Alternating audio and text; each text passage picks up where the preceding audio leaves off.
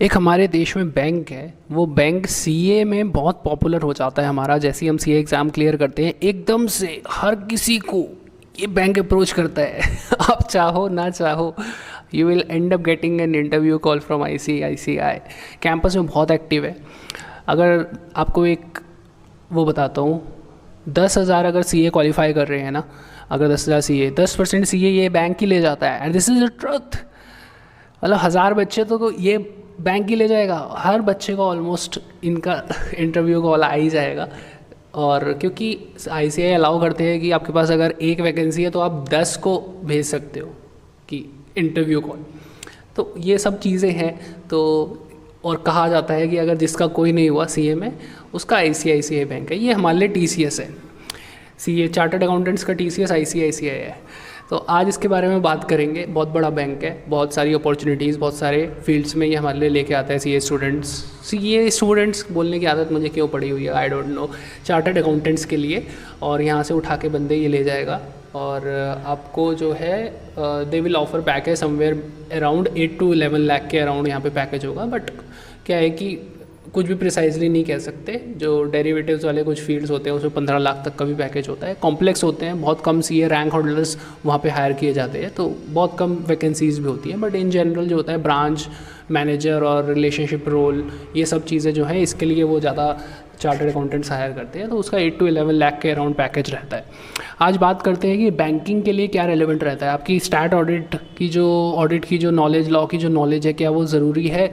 ज़रूरी तो है, पर इंटरव्यू में उससे कोई कुछ नहीं पूछने वाला। इंटरव्यू में आपसे बैंकिंग के बारे में पूछा जाएगा। और कुछ मैंने और 10 क्वेश्चंस अपनी रिसर्च करके यहाँ पे निकाले हैं, और इन 10 क्वेश्चंस को आप करिए। Definitely questions would be asked from these questions only. So without wasting any further time, let's jump into the video. Starting with the first question, what do you know about our bank? So this can be asked by HDFC Bank also, any other bank also which comes in the campus, or you can directly approach these banks also. तो आपको bank के बारे में अगर पता नहीं है ना, तो मत बैठना इंटरव्यू में, पहले रिसर्च कर लेना अपनी अच्छी। बैंक का CEO कौन है, MD कौन है, कौन बैंक को चला रहा है, सीनियर मैनेजमेंट के बारे में पढ़ लेना। और बैंक कब शुरू हुआ, क्या क्या उसके ऑपरेशंस हैं, कितनी ब्रांचेज़ हैं, ये सब चीज़ें एक मैंने ब्रीफ ओवरव्यू यहाँ पे डाल दिया है क्वेश्चन के लिए। कि बैंक जैसे एग्जांपल लिया ICICI का, तो इट वाज फाउंडेड इन 1994 और headquarter is in Mumbai. This was the first bank list in NYSE। Bank ऐसे ऐसे करके पैसा कमाता है। This should be a very simple answer. थोड़ा सा रिसर्च करना पड़ेगा लेकिन आपको। Next question number 2 is why did you select banking as your career. आपके अगले कुछ साल, कुछ नहीं बहुत सारे साल, लाइफ के 30 साल के around, if you start your career at 25 तो 55 तक तो काम करेगा ही हर कोई। 30 साल आप लगाने वाले हो अपनी लाइफ के। क्यों बैंकिंग ही क्यों? यहाँ पे आपको बताना है कि बैंकिंग जो है वो जो अपॉर्चुनिटीज़ इधर है वो और कहाँ बैंक हमें लेके जाएगा। देखो आप देखो ना, बैंक में जो टॉप लेवल है ना, वो बहुत ज़्यादा काम करता है, वर्कहॉलिक होता है और बहुत पैसे छापता है। आई मीन काम दोगे आप, पैसा बना के बैंक को दोगे, बैंक आपको पैसा देगा। It's as it is very simple. तो आपको बैंक के बारे में क्या आपको सेक्टर में अच्छा लगा वो आपको बताना है कि यहाँ पे ग्रोथ पॉसिबिलिटीज़ बहुत हैं। और मैंने काफ़ी इंटरेस्टिंग पाया है इस बैंकिंग इंडस्ट्री को। This is why I choose banking as a career. Third आता है काफ़ी सिंपल क्वेश्चन बट रेलेवेंट तो है ही ना, what is meant by credit. क्योंकि इसी से पूरी मेजरली इनकम बैंक की क्रेडिट से, उधार देने से बनती है। तो आपको क्रेडिट क्या होता है वो बताना पड़ेगा। Credit is the facility extended by the bank to the business और individuals in the form of loans, or there are several kind of people: personal loan, car loan, business loan and others. Okay, this was the third question. Fourth question is what is meant by cash credit and overdraft. This is simple yet no one knows about it. क्या difference होता है? So I have given here the description and आप और भी पढ़ सकते हो। ये डिफरेंस तो पता होना चाहिए आपको। कैश क्रेडिट और ओवरड्राफ्ट में थोड़ा सा माइनर सा डिफरेंट होता है, and you can read from here also, और थोड़ा और भी रिसर्च कर सकते हो। Next question, fifth question is what is loan grading. हर लोन का ना एक ग्रेड किया जाता है based on the guarantees we have got. जैसे पर्सनल लोन जो होता है उसका ग्रेड अच्छा नहीं होता क्योंकि उसमें कोलेटरल्स नहीं होते, कोई गारंटीज़ नहीं होती, कुछ रिकवरी की पॉसिबिलिटीज़ कम होती है compare to the home loan. Home loan की रिकवरी की पॉसिबिलिटी अच्छी होती है क्योंकि वहाँ पे इसीलिए इंटरेस्ट रेट भी कम कर दिए जाते हैं। होम लोन अगर 7% पे है तो पर्सनल लोन 13% पे मिलेगा, और भी ज़्यादा हो सकता है डिपेंडिंग कि बैंक उस आदमी को कितनी जल्दी उस लोन की ज़रूरत है और बैंक कितना लूट रहा है उसको। वो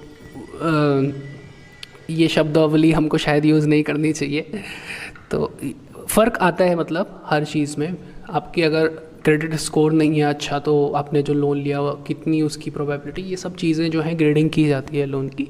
you can read that thing also, you can read that and this is also known as loan scoring. Okay, question number 6 is what is CIBIL report. आपके जीवन में अगर आपको सिविल रिपोर्ट के बारे में अभी तक नहीं पता और आप ये वीडियो देख रहे हो तो आपको मार्स जाना चाहिए और आप इलॉन मस्क से बात कर सकते हो उसके लिए। Okay, jokes apart, CIBIL is a 3-digit numeric summary of your credit history. और ये सिविल एक एक्चुअली कंपनी होती है, credit information bureau India limited, ऐसा कुछ इसका फुल फॉर्म है। मुझे भी इतना ध्यान से अभी याद नहीं है। तो सिविल रिपोर्ट जो होती है आपकी कैपेबिलिटी लोन रीपेमेंट की जो है इसी से पता चल जाती है। 750 का क्रेडिट स्कोर है अगर तो बहुत अच्छा है, आप 700 से ऊपर हैं तो आप एलिजिबल हैं लोन लेने के लिए। ये सब चीज़ें जो होती हैं ये सिविल डिसाइड करता है और बैंक सिविल रिपोर्ट हमेशा देखता है। This is a mandatory thing, इसको छोड़ता ही नहीं कभी। आप अपना सिविल स्कोर फ्री में चेक कर सकते हैं ऑनलाइन जाके किसी भी वेबसाइट में। टीवी पे ऐड आता तो है हर बहुत सारी वेबसाइट्स का, यू कैन चेक योर्स। अगर आपने लोन लिया है तो आपका कोई सिविल स्कोर होगा ही नहीं वहाँ पे। नहीं लिया है अगर तो हो लिया है तो then there would be some CIBIL score of yours, you can check online in any of the website. Okay, 7th question, the very important question yet underestimated. क्योंकि क्या है कि हमने ये पढ़ा था current ratio, SLR, MCLR bits and pieces में, मतलब 11th-12th में भी पढ़ा हुआ है ये सब कुछ। उसके बाद हमने इसको पढ़ा है ऑडिट में, एक ऑडिट ऑफ बैंक्स चैप्टर आता है, वहाँ पे थोड़ा सा इसका हमें जिस्ट मिलता है। तो ये सब चीज़ें जो है इतना हमें आती नहीं, ध्यान में नहीं रहती। तो यहाँ पे आप इन 7th क्वेश्चन जो है what is meant by current ratio, ideal ratio, TSCR, repo rate, reverse repo rate, SLR, MCLR, जो बन सकता था मेरे से मैंने वो यहाँ पे ले लिया जो बैंक से रेलिवेंट यहाँ पे रेशियोज़ हैं। So very simple, current ratio जो है अपना current asset by minus current asset upon current liability. Ideal ratio क्या होता है, ग्रेटर देन 1 अगर करंट रेशियो रहेगा that is our ideal ratio. Debt service coverage ratio होता है हमारी operating income divided by total debt service. Repo rate जो होता है, repo rate is a rate levied by RBI on commercial bank who borrows fund from RBI। Reverse repo इसका उल्टा हो जाता है। SLR हमारा होता है स्टैट्यूटरी लिक्विडिटी रेशियो, ये हमारा रेशियो जो है बैंक्स को मैंडेटरली जो मेंटेन करना होता है। इसका formula liquid asset by net demand and time liabilities. Last होता है MCLR which is marginal cost of fund based lending rate, जो मिनिमम रेट होता है, मिनिमम रेट जिस पर फाइनेंशियल इंस्टीट्यूशन लेंडिंग कर सकते हैं। Yes, so this was the 7th question, the most important question. ये सारे रेशियोज़ आपको क्लैरिटी होनी चाहिए। हो सकता है आपको केस स्टडी भी दे दें, आपको लगाने के लिए भी बोल दें कि ये रेशियो निकाल के देखो, तो आना चाहिए प्रैक्टिकली भी। 8th question is what do you mean by NPA of a company. NPA क्या होता है, किसी भी लोन को हम जब वो नॉन परफॉर्मिंग हो जाता है, और वो कब होता है नॉन परफॉर्मिंग, जब वो ओवरड्यू होता है मोर देन 90 डेज, तो उसको कहा जाता है नॉन परफॉर्मिंग एसेट। इसके 3 कैटेगरीज बनाई जाती हैं, substandard, doubtful and loss asset. Substandard, doubtful and loss asset हर कोई जानता है ये क्या होता, सब स्टैंडर्ड कब होगा, डाउटफुल कब होगा और लॉस एसेट कब होगा। ये कैटेगराइजेशन बैंक करता है और बैंक हमेशा बचना चाहता है कि हमारे सब स्टैंडर्ड के बाद डाउटफुल ना हो जाए, डाउटफुल के बाद लॉस ना हो जाए, क्योंकि इस पे ब्रांच मैनेजर की वो जॉब खतरे में भी आ सकती है कि आपने लोन इतने, आपके अगर किसी ब्रांच में बहुत ज़्यादा NPA हो तो उसकी जॉब पे भी खतरा आ जाता है। And I have seen this thing कि कैसे जद्दोजहद होती है ऑडिटर और ब्रांच मैनेजर के बीच में कि इस एसेट को नॉन परफॉर्मिंग की लॉस में डालना चाहिए, नहीं डालना चाहिए। बहुत एक मैंने कॉन्वर्जेशन देखी है, तो I have seen that thing. तो ज़्यादा उस पर अभी डिस्कस तो हमें करना नहीं है।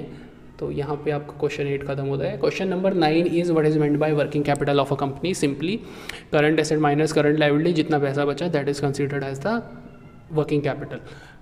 Very important. और last question but not the least, bank के लिए तो ये सब जानना, ये क्वेश्चन इतना इम्पॉर्टेंट है जितना इम्पोर्टेंट शायद ही कोई उनके लिए सवाल हो कि क्रेडिट वर्दिनेस किसी कंपनी की कैसे जानी जाती है। तो इसका एक छोटा सा आंसर है, इसको आपको बड़ा करके पढ़ना है। जो PDF यहाँ डिस्क्रिप्शन में दिया हुआ है इस वीडियो के, वहाँ से जाके ये इन सारे क्वेश्चंस को निकालना है और उनके बारे में अच्छे से प्रिपेयर करना है।